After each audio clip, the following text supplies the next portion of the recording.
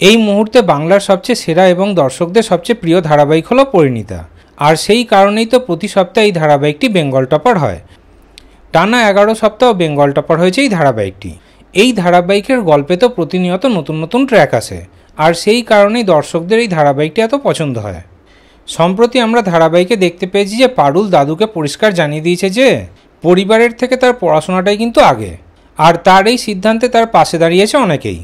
ধারাবাহিকে প্রধান নায়িকা এবং প্রধান নায়ক পারুল এবং রায়ানের ভূমিকাতে অভিনয় করছেন ঈশানী চ্যাটার্জি এবং উদয় প্রতাপ সিং। ধারাবাহিকে তো প্রতিনিয়ত তাদের মধ্যে নানান রকম ঝামেলা লেগেই আছে। এখনও অবধি আমরা কিন্তু ধারাবাহিকে তাদের ভালোবাসা দেখতে পাইনি। আর নায়ক নায়িকার মধ্যে প্রেম শুরু হওয়ার আগেই শোনা যাচ্ছে যে ধারাবাহিকে নতুন নায়কের আগমন হতে চলেছে।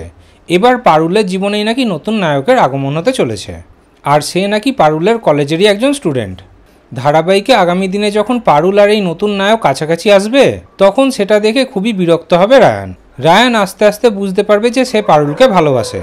তাহলে আগামী দিনে হয়তো পরিণীতা ধারাবাহিকে আমরা ত্রিকোণ প্রেমের গল্প দেখতে পাবো। তাহলে ধারাবাহিকের এই ট্র্যাকের পরেই কি রায়ান আর পারুলের ভালোবাসা শুরু হবে, সেটাই এখন আমরা আগামী দিনে জানতে পারবো। ধারাবাহিকে পারুলের এই নতুন নায়কের চরিত্রে কোন অভিনেতাকে নেওয়া হবে সেটা এখনও অবধি জানা যায়নি। তবে খবর পাওয়া যাচ্ছে যে খুব জনপ্রিয় কোনো নায়ককে না নেওয়া হলেও সাইড রোলে অভিনয় করে এরকম এক অভিনেতাকে নেওয়া হবে। তাহলে এই পুরো বিষয়ে আপনাদের কি মতামত কমেন্টে অবশ্যই জানাবেন।